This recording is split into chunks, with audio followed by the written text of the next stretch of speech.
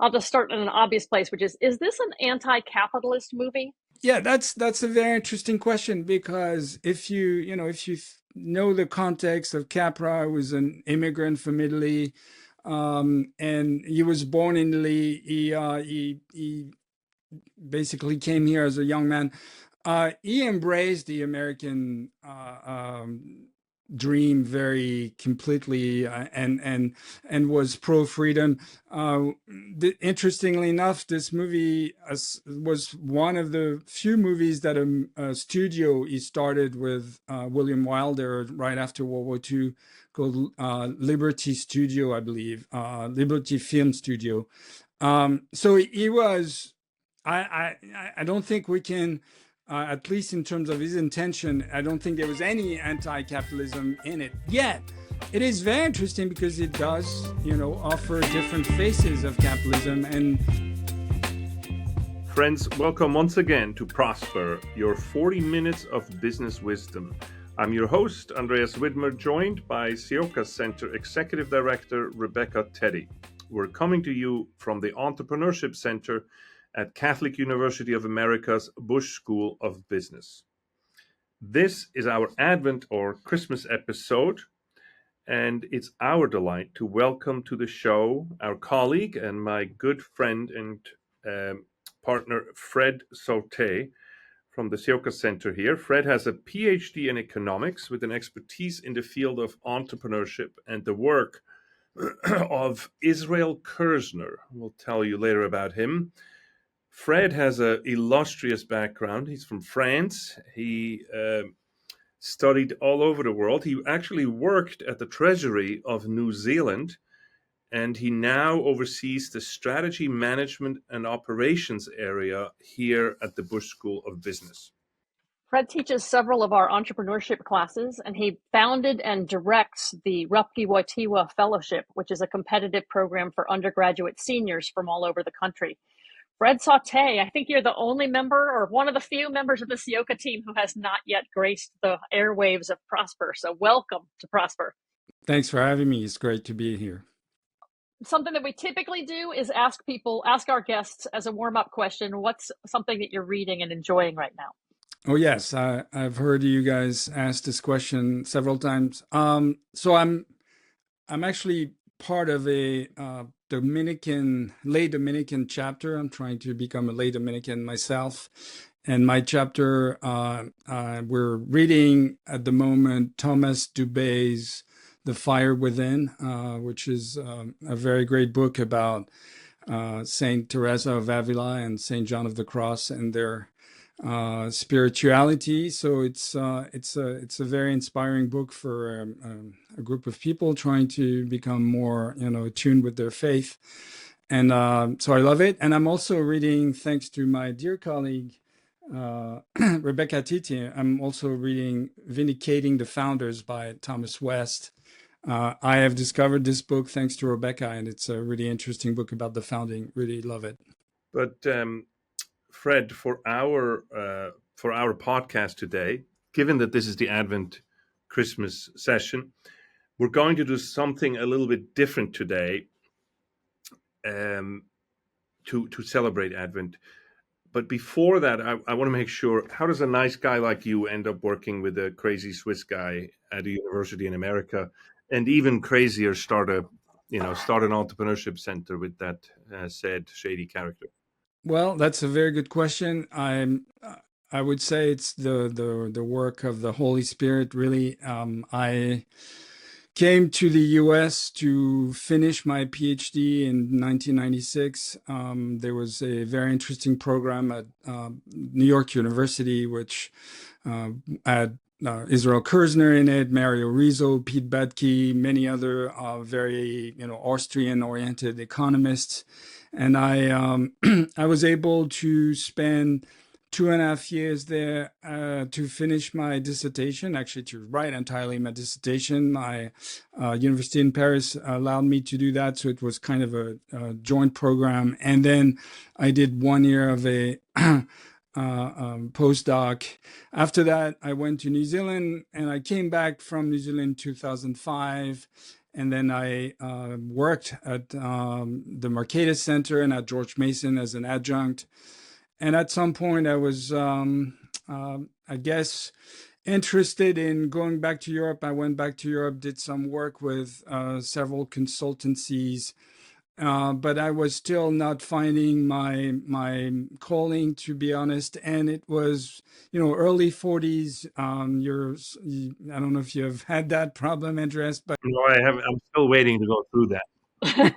I was, kind of midlife. Okay, is this really meaningful to me? All of that, and yeah, that's why I'm saying it's the Holy Spirit at work, because I never really applied for any job at CUA, but I did.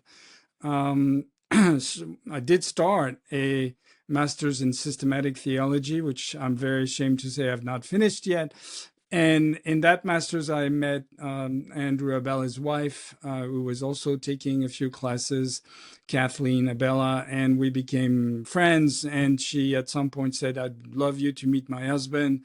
He's actually putting together. He has a great project. He's putting together a school, and I was very curious. So I thought, hey, why not? This would be nice. So I had dinner with them, and Andrew and I, understood things in a very similar way. I'm sure, like you and him, and yeah, eventually that led me to be at CUA. So I ended up here really led by the Spirit, not by my own doing. Really, that's the beauty of it. And then, for mysterious reasons, we ended up. They put the two foreigners in the same corner with in the far corner of the office, right? That's right. Yeah, the two foreigners. I mean, what's interesting is you often say that, I teach entrepreneurship, which in some ways is true, in other ways is completely untrue. Completely untrue only because compared to you, for instance, I know really not much about entrepreneurship. But I have reflected a lot on how can social science really describe, understand entrepreneurship, which is a very, very, it doesn't maybe sound like it, but it is a very difficult phenomenon to explain. And especially when you come from standard economics, which is a very closed framework in which new information doesn't occur. It's, these are all models that are very well defined. And so modelizing, so to speak, or explaining entrepreneurship in the context of modern economics is not an easy thing. But I spent a lot of my time since my PhD trying to understand this. I think Israel Kirzner, you mentioned his name, is maybe the greatest 20th century economist in this area. I mean, he's standing on the shoulders of giants, but he's done amazing work to indeed incorporate the idea of entrepreneurship, or the phenomenon of entrepreneurship rather, in the market. Hence the whole story of market process theory, entrepreneurial discovery, and all of that. And so in some ways, I know a lot about entrepreneurship theoretically and what happens with it. In other ways, I know quasi nothing about the reality of it, the way you do it. That is exactly, we're living the theory. The other day I told our students, watch what we're doing, not just what we're saying. And the thing is, we're famous, you and I, that we'll be in each other's hair in 10 minutes if you let us debate something, and we'll disagree on something. But I think that the trick we're playing here is like any good team, to have people with completely different talents, but with the same overall interest of achievement of doing this. And so we're both enamored with Austrian economics, with the market, with the market economy, and in bringing our Catholic anthropology and Catholic faith into it.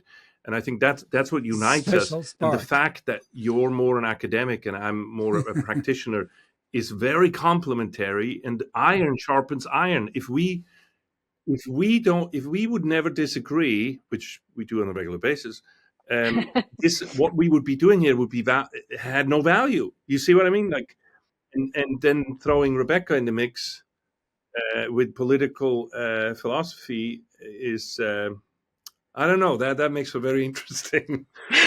Well, that just makes the fight go three ways, right? Yes, exactly. But having said that, because these are fun fights and hopefully productive ones, yeah.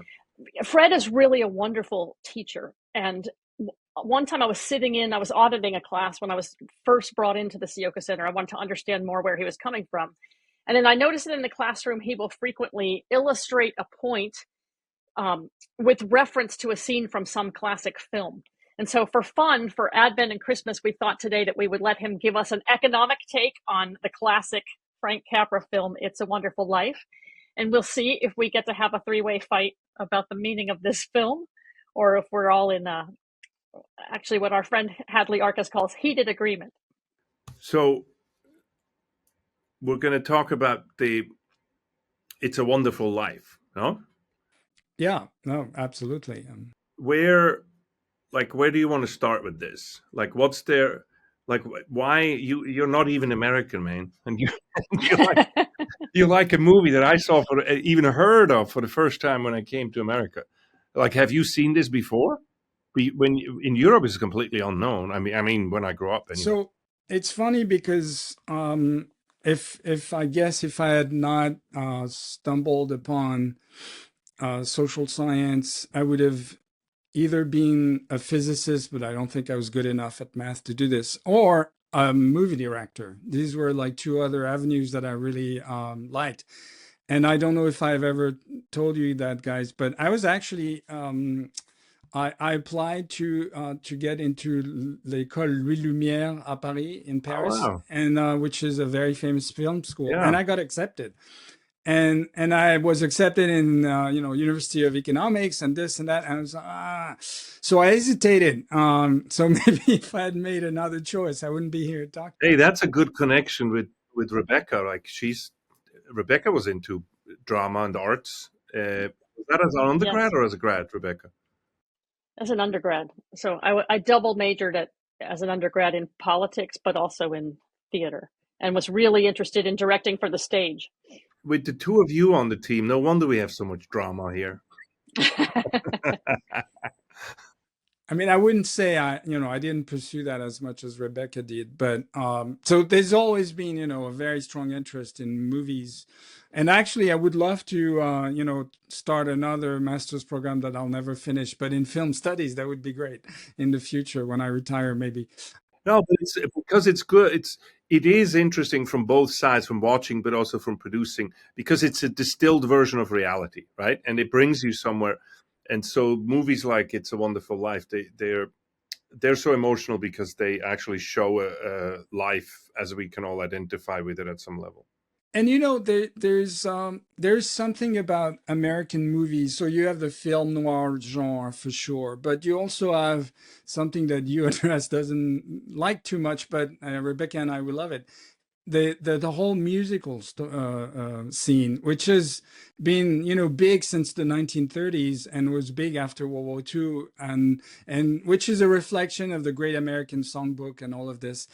And to me, as a kid, I was listening, watching Singing in the Rain, watching An American in Paris, Stanley Donen, and all these guys. And I thought this was, what happiness is like. Americans are always happy, I draw the line when somebody starts to sing is where I draw the line. I just fast forward. Like I don't mind opera if everything is sung, but I understand what you're saying, that this conveys emotion and everything. And I don't know, the way ever since I was a child, to me this was way too much emotion in a thing when somebody breaks out into song. But I get what you're talking about. It's just not my cup of tea. Let's jump to It's a Wonderful Life. So I'm going to start, Fred, with the most obvious place, because if we're going to talk about economics and business and this film, I'll just start in an obvious place, which is this an anti-capitalist movie?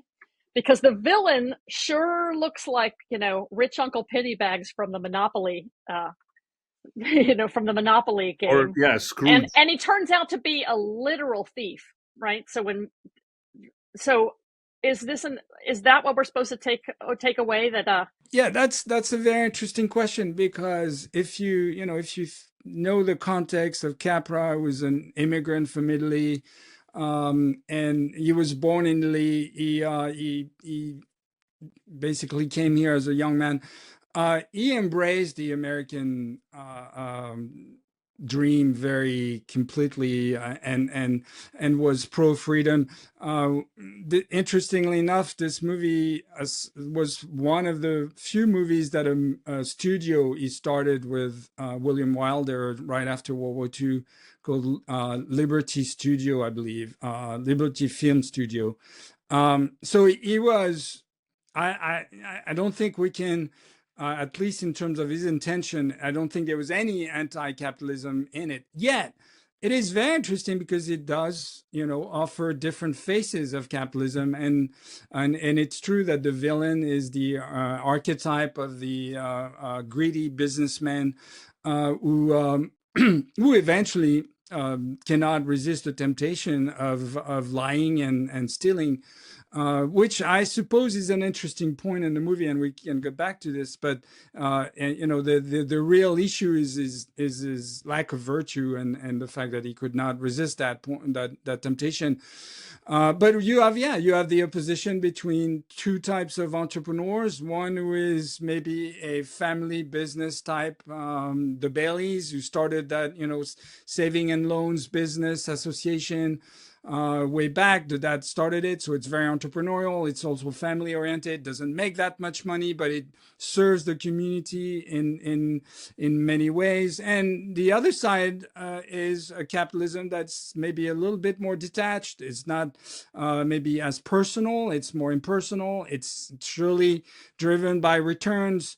But I would actually argue that Henry Potter, until he commits the ultimate sin of lying and stealing, he's just a bad guy. He's not a nice guy, right? But he's just a good businessman. He's astute. He wants to, his investments to make money, but he's not a friendly person. He's not. I mean, that's mostly a sin. Now, the question, I suppose, is, why did he not resist that temptation, right? Was it because he was greedy? Was it because he was too interested in money? So there's the whole theme about, disorderly love of money, I suppose, that comes in. But I wouldn't say it's an anti-capitalist movie at all. I would say it's a movie that really shows different facets of what a free economy can be, and different institutions that may exist, and how people solve their problems. And the saving and loans institutions were a way, because they were mutual, a way to basically solve one major problem. And in that sense, it's very entrepreneurial, which is, how do I become an owner when I'm extremely poor? And the best response was actually that kind of, mutual association that would deliver, savings or loans, and do it in an efficient way. It's like what we teach. What I think is that there are inherent issues in the movie, in my opinion, that it has an assumption of a zero-sum game. All these movies always talk about value creation, not about value creation, but always as poker games, zero-sum. Somebody wins, somebody loses. And that's just blatantly not true. The part that I think is interesting that you're pointing out is this guy, Potter. Is that the guy, right? The Scroogey guy. I would suggest, or in my opinion, he actually falls. It's pride that he falls into, not even greed, because that guy has more money than what he knows to do with. It's pride. He wanted to be right and turn the other guy, to come out on top. And pride, of course, is not that greed is, but pride is, of course, a universal sin that everybody is susceptible to, no matter what their life or their work is. But it is, I cannot help but to feel that it is a kind of a accusation or a going to judgment with the capitalism. What we're not seeing is the both and solution. That the way this actually works both in the long term and in the long term and in the past, of these two, savings and loan, and then Pottersville, where he does all the houses and everything, is a both and. Is a yin and yang. They need each other, and that's creating the prosperity. But we are seeing it here. The movie sometimes the movie and movies like it have a tendency to show it one-sided. But if you would take Potter out of that town wouldn't work anymore. Well, what's interesting is two things. One is I was noticing, because in order to refresh myself for this conversation, I was watching it last night, and I never noticed before that Potter is in a wheelchair, and how I think that signals right from the beginning that he's morally crippled in some way, that his legs don't work because his soul doesn't work. And we learn right from the get-go, first of all, that he's the quote-unquote meanest man in town, who has more money than he even knows how to spend. And yet he has just a reckless need, or a restless, not reckless, a restless need to acquire. And to your point, Andreas, he doesn't create any value for anyone. He has actually now become entirely a rent seeker. And one of the reasons that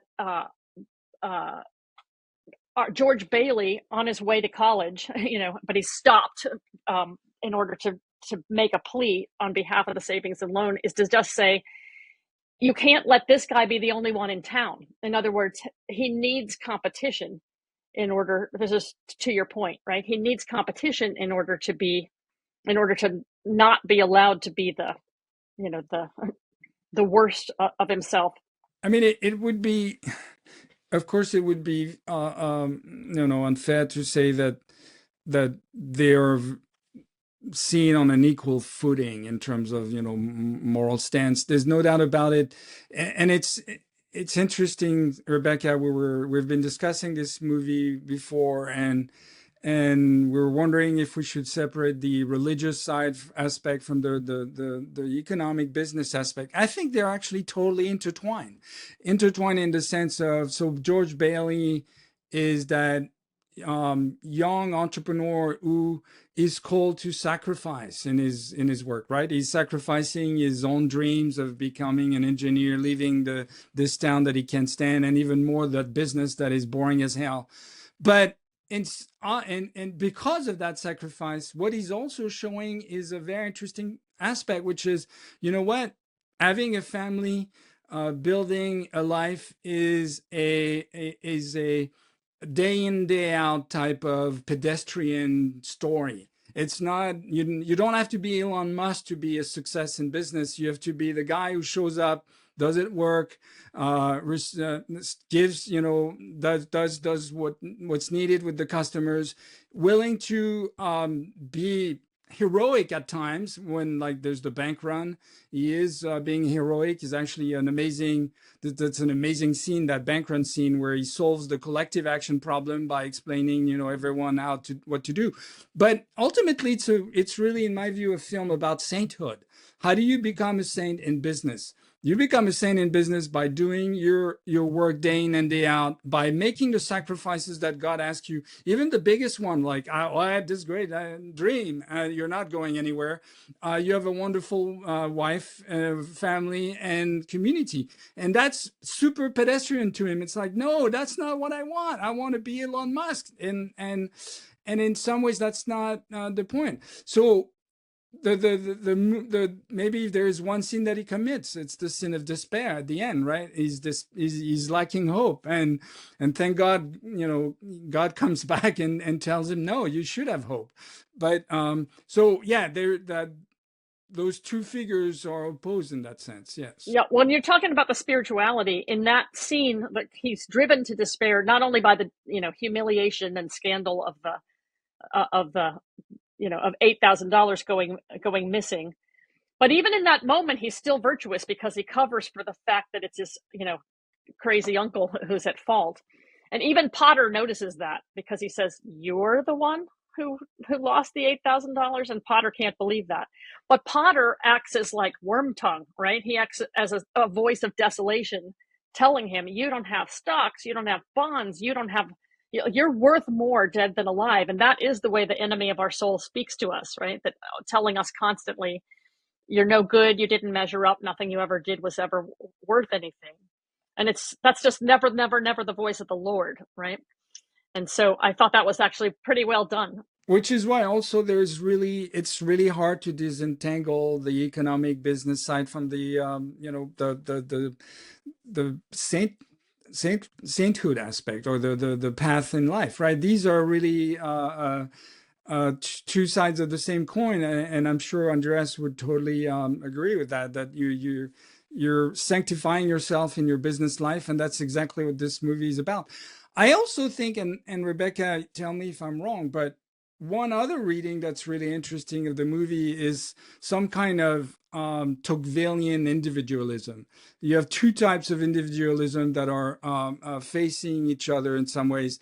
So you have the Tocquevillian individualism in which you believe in true American individualism, but that individualism is embedded in the family and the community, and we see that how rich that is. We see it especially because he's allowed to see what the world would be without him. So we see how this individualism is actually one that is oriented towards others. You're doing your job, you're pursuing what you want to do with your family, but and on the other side is like a false individualism, right? Our buddy Michael Novak always made that point, right? And it was part of his conversion, sort of from the left to being more in favor of free markets, because he said we're told constantly is that the American story is one of the rugged individual, and and you just do it yourself. But then when he looked at his own immigrant family, he said that's not the story of America at all.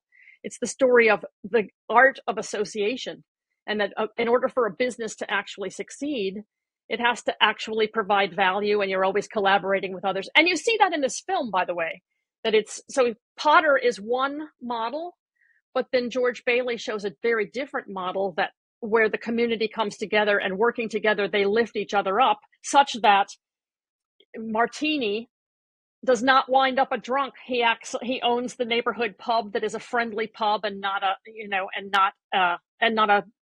wicked dive.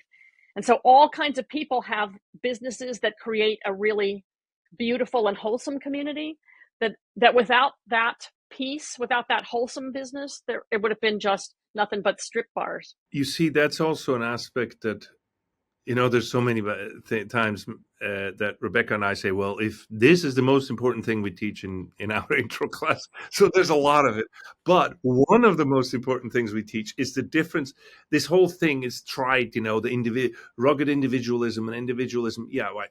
Let's make a couple of distinctions, because that always comes along with saying, what we try to explain to our students is that there's a difference between self-interest and selfishness, because what you're seeing in the normal economy, it's way overturned to go into a rent-seeking behavior like Potter does at some level, but where he arrives at, that's one thing, and that's not the predominant model. The predominant model in our economy is the self-interest. The reason why the pub is friendly and make sure that everybody has the beer at the temperature they want and it's a friendly atmosphere and everything is self-interest. It's good for you and it's good for me. It creates a win-win situation.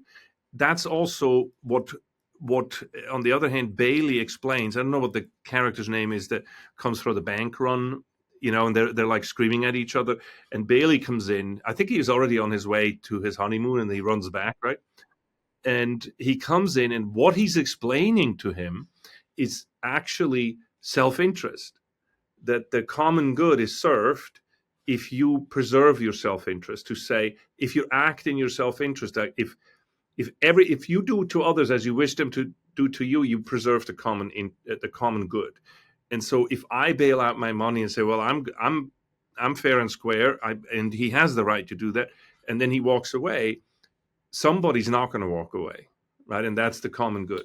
And that is the other side of the win-win situation in business, that it also works between the business owner and the customer, that it is a win-win solution, which is in economics itself, it's in self-interest. But most people take self-interest as selfishness, which is that big point we make in our class. That's not the same.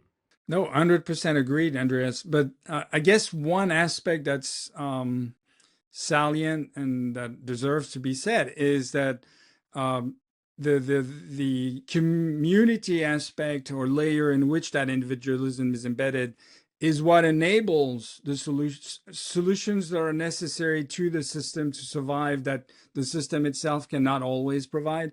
So the bank run is very interesting in that sense, because as you said, if everyone does, hey, I just want my money, nothing more, but you know that it's going to create collectively a disaster. So please wait 60 days.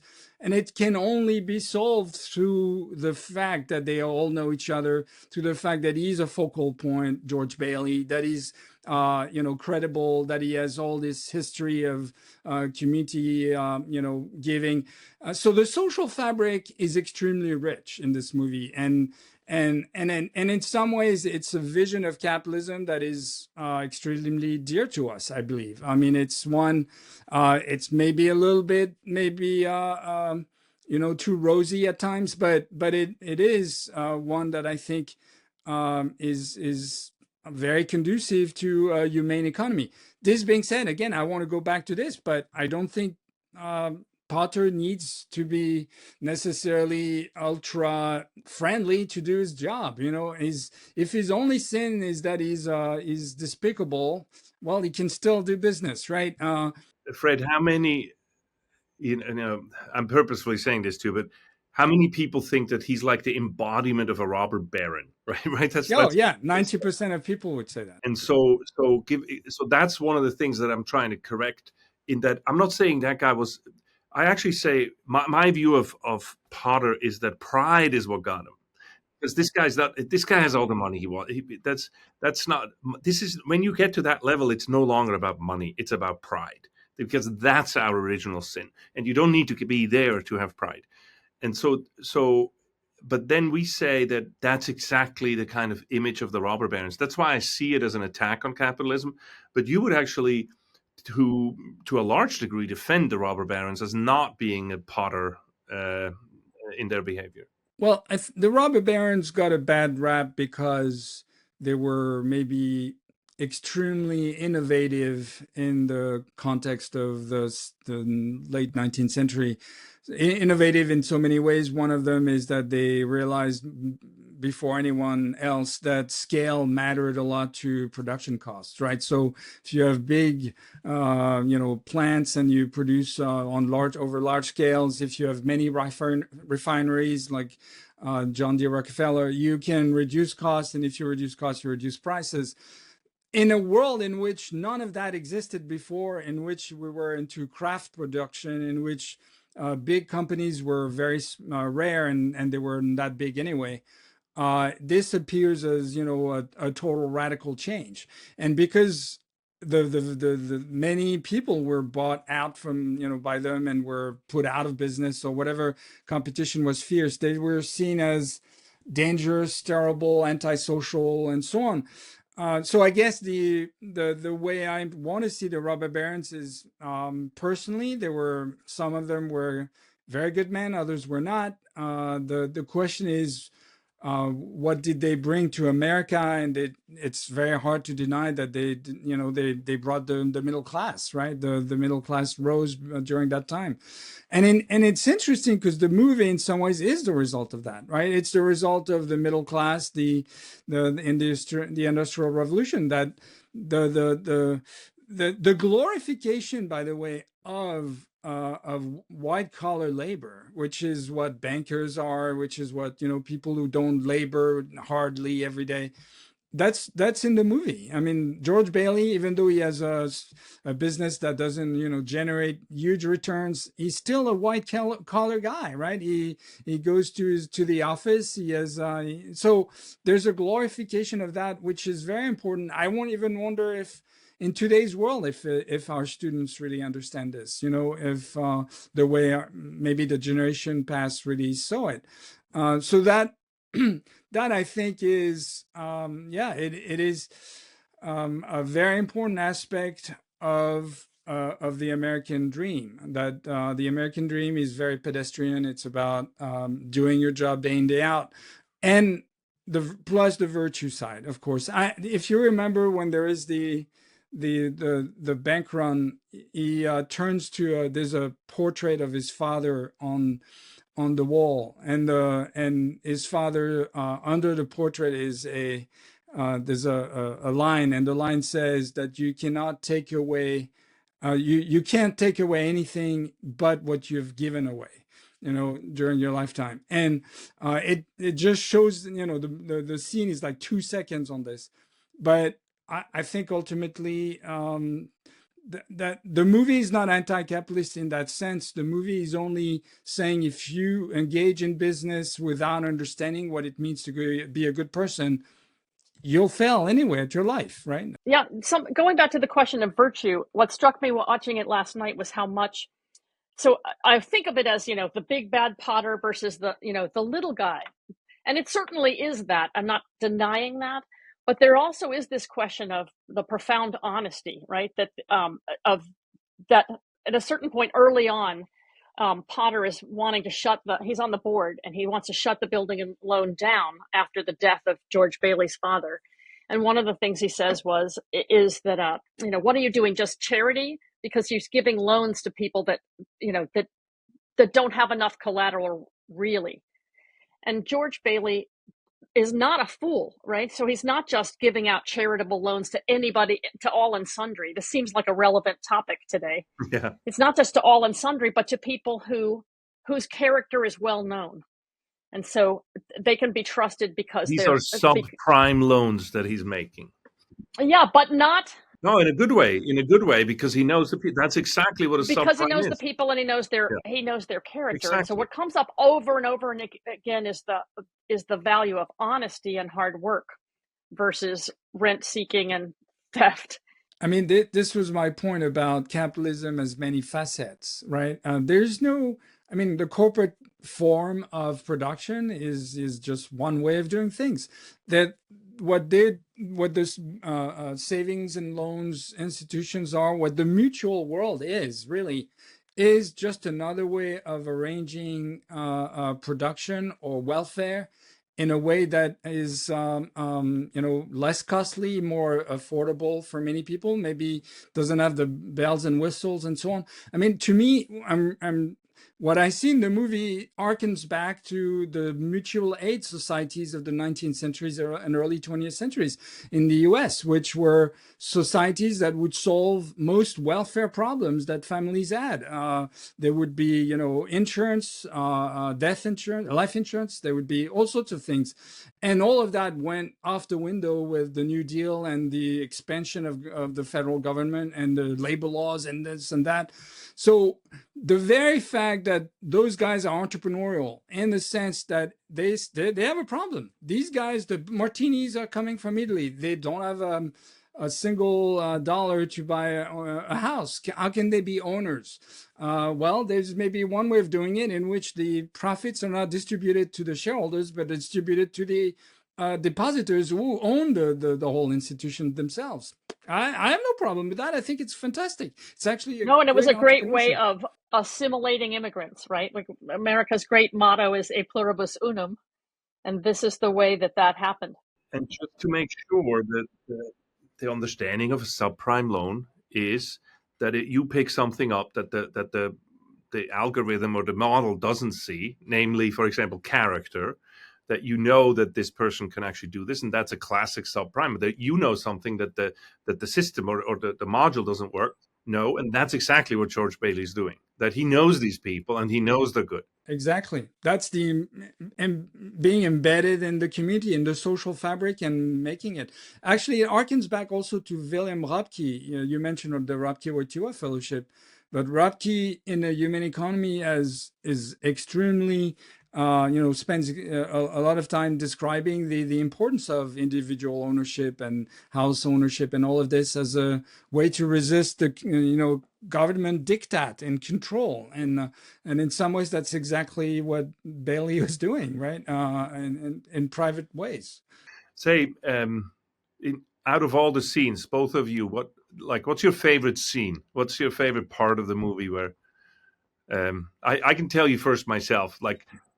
The part that really touches me, I'm a sucker for love stories in that sense, and that moment where he and she are on the phone. Remember that phone? They're on the phone, and I think the mother's listening, or something like that.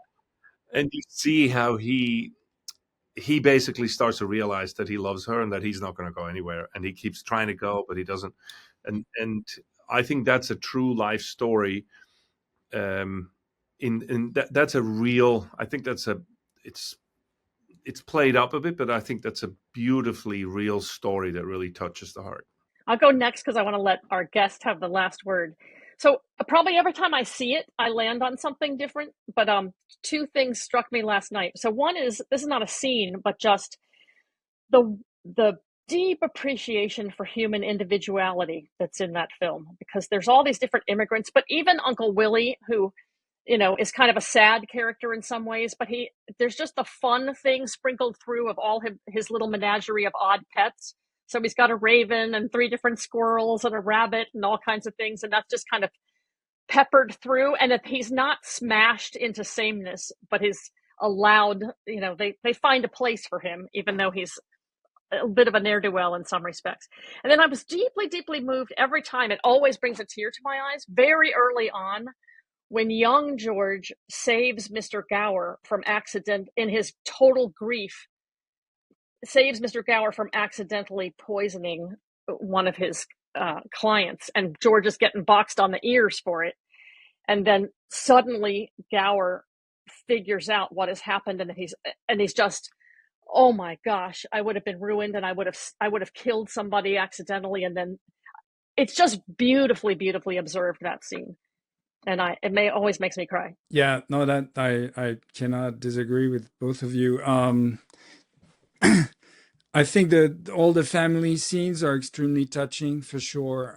The Donna Reed is such a wonderful wife, and the way they're both together as a couple and with their kids is really beautiful. I don't know if it's a scene more than the extraordinary idea of the movie, which is to give a man or a human being, the possibility of seeing what the world would have been without him being in it. I mean, just this is such a gorgeous, twist in the story that you don't expect the first time you see the movie, and participating in it, and then how he comes back out of this, and with a joy that's like the eudaimonia of Aristotle, right? He's kissing the ground, he's saying happy Merry Christmas to everyone as he's running through the town. And so I think to this day, every time I'm seeing this, this is absolutely beautiful, and maybe one of the most unbelievable miracle of God that we have ever imagined in a movie. Kate, our friend Kate, was sharing with us, maybe at least with me yesterday, they actually filmed the movie in July, and it was there was a heat wave. So I did not know that. The whole thing was they had to pretend they were cold when it was 95 degrees, and so it was actually interesting the way it was. Even better acting than you realized. Well, that was fun. I talk about the unrepeatable life, right, that we teach, and I think George Bailey was given the opportunity to see that. And I hope everybody enjoyed this. This was a little different. Fred, I'd love to have you back. You're our movie guy, and so we should maybe come back and do this again. So thank you, Fred, very much. And thank you, listeners. Thank you all for spending time with us. We wish you all the blessings of this Advent season. Take good advantage of it and stay in Advent until Christmas, and then have a wonderful Christmas season. Have a blessed Christmas. Take care. Merry Christmas. And until next time, in every way, we hope you prosper.